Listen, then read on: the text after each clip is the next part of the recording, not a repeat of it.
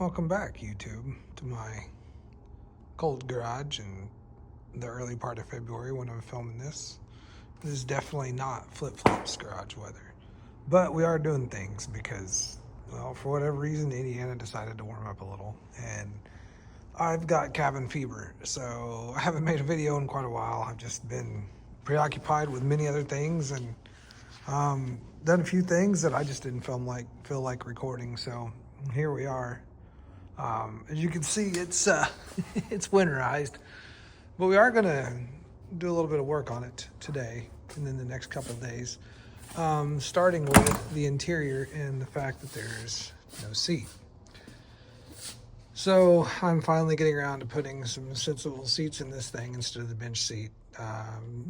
It offers me the ability to stay put, as much fun as it is, you know, sliding around all over the place in this truck. It's just not the greatest thing. Plus, I'll be able to actually put the shift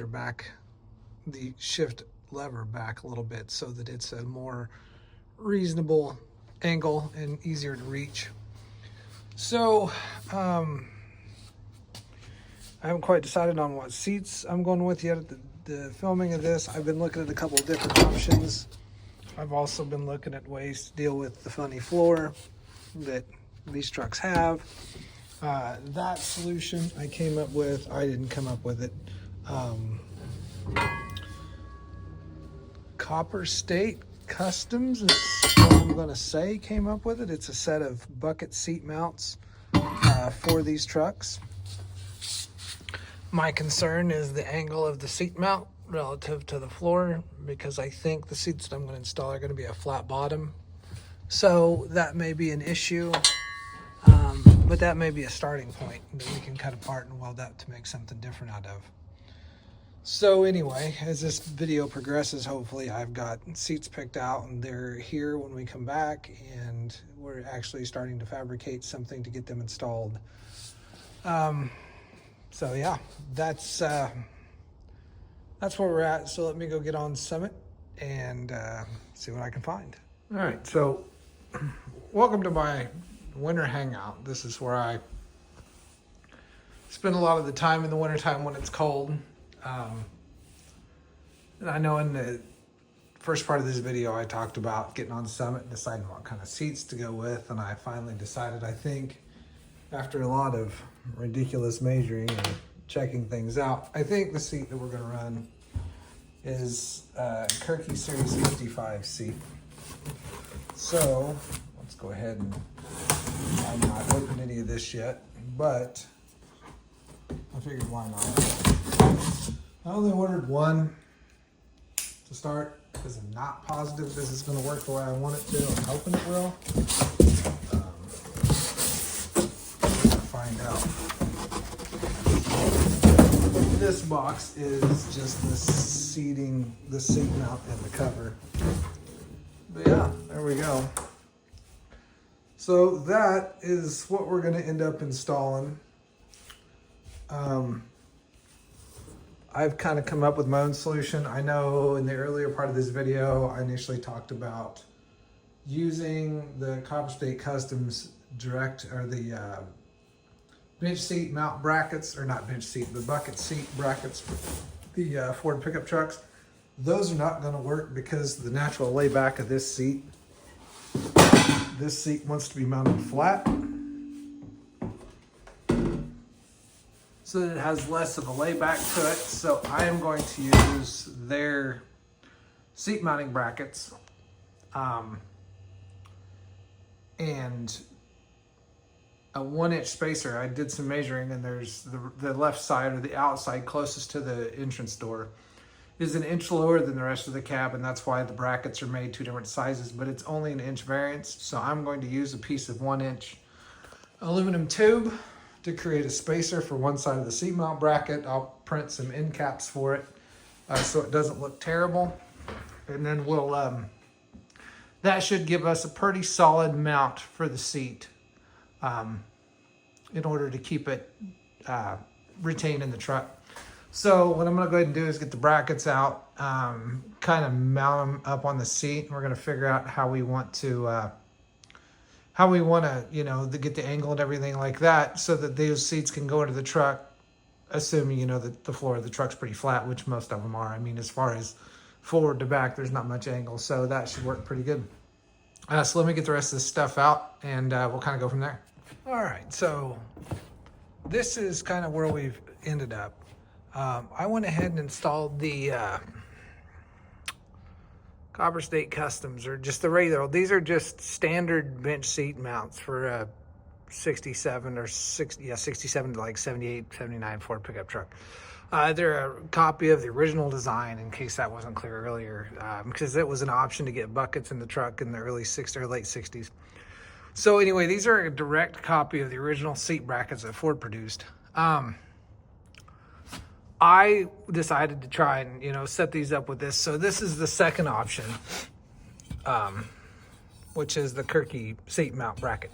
Now with this, these brackets are not the same height because this floor is an inch lower here than it is up here, and that bracket's shorter. So you can keep in consideration that if I was to install these brackets, there would be a 1-inch spacer underneath them, okay?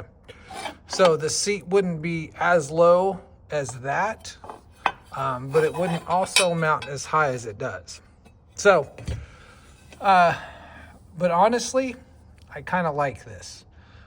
There's a couple things that I'm going to have to modify. Like I'm going to have to shorten the bracket back a bit because the bracket's a touch too, obviously too long for this style of seat. This lip here, it's necessary for the bucket seats, but not in my seat because it's actually pushing the seat over a little too far to the passenger side. It doesn't completely line up with the center of the steering wheel. It's off by just a couple inches. That's enough to bother my OCD. So, what I feel like I'm going to do though is end up going with these seat brackets. That allows, it's hard to see, sorry, I don't have any of my batteries out here because it's freezing, so I don't want to run. But if you can kind of see down here, there's a flat spot on the bottom of this seat, and it sits completely flat on the bracket. So that would allow me to drill through the bracket. That would allow me to drill through the seat and mount it directly to this bracket. Trim the bracket here, trim this edge off, which would allow me to scoot the seat closer to the driver's side, which I think would be about perfect. Overall though, like it's a nice setup. I had hopped in it briefly. Don't mind me, I'm just taking my boots off.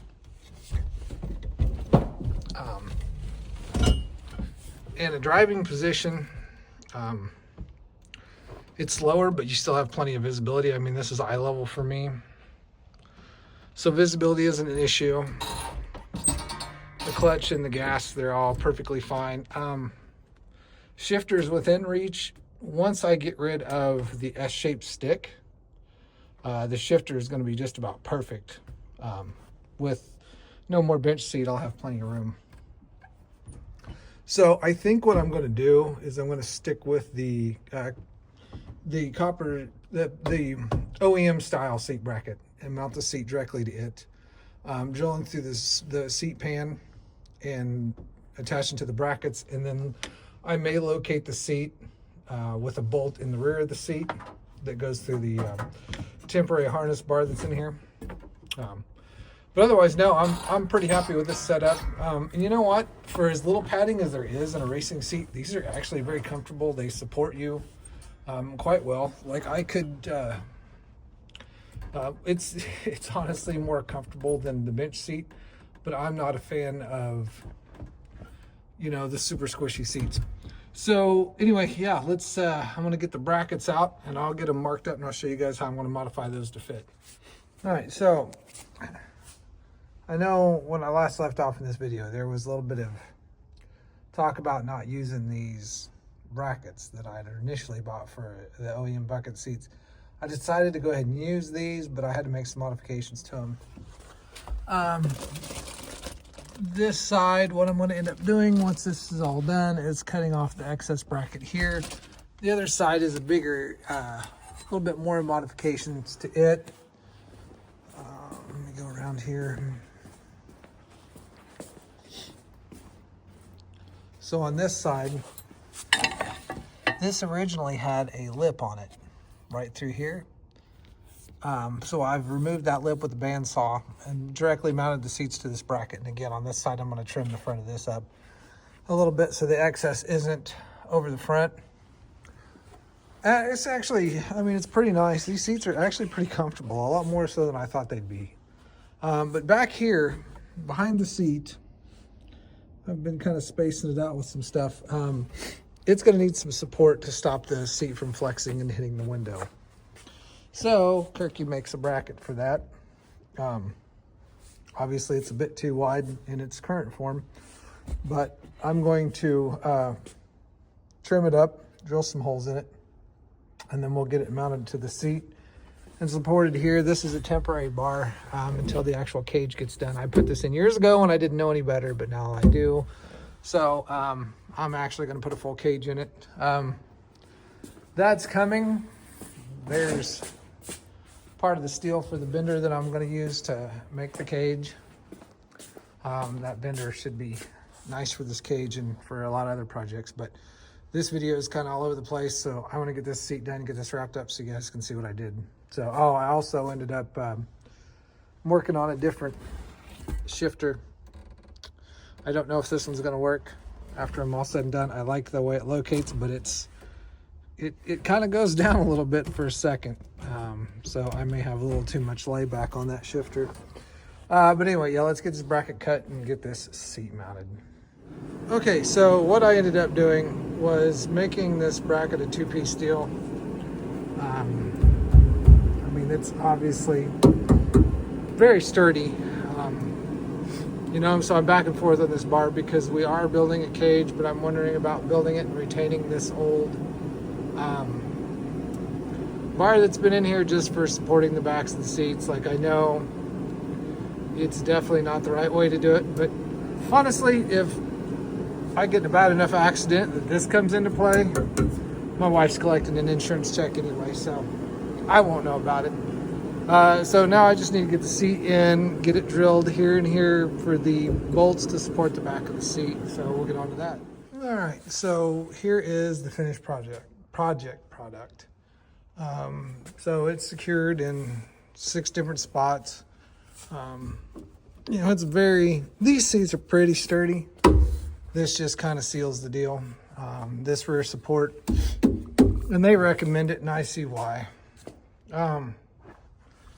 So this is pretty much what this seat looks like installed, and it gives you oh, that's awful. It gives you a much better seating position in these trucks, especially if you want to do any kind of performance driving at all. It obviously keeps you in the seat a lot better. I'm not a big guy, I'm like 5'9", 145. As much as I hate to, this is probably going to need a quick disconnect steering wheel at some point, because getting in and out of this as it sits today is not the most comfortable thing. I mean, it's doable, but I don't know. So anyway, that's pretty much the end of this video. You know, it's not the greatest video, but it is cold and most of my videos aren't that great anyway. If you guys have any questions about what I did or what parts I used, just let me know in the comments. If you don't have this, which probably aren't going to, most people are going to be smarter than me and put something real back there. Until you know, an actual cage or something. If not, you're going to have to figure out something else to support the rear of the seat if you decide to go with these seats. Because if not, you're going to run it into your back glass. Here I have, you know, a little over an inch of clearance now, but with the seating the way it was flexible enough it would hit the glass. So this prevents all that. So, yeah, thanks for watching.